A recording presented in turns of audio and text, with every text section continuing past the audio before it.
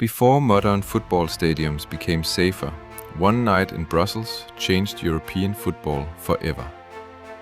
It was May 29, 1985. Juventus and Liverpool were about to play the European Cup final at Heysel Stadium.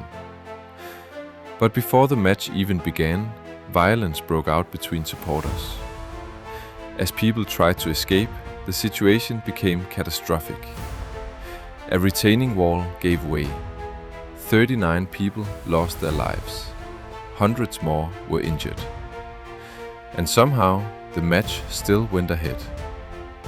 Juventus won 1-0 through a Michel Platini penalty. But the result barely mattered anymore. The tragedy forced football to confront the dangers of stadium violence, poor crowd control, and inadequate safety. English clubs were eventually banned from European competition for 5 seasons.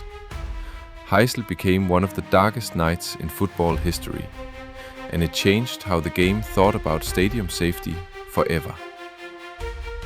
Football isn't just a game, it's history.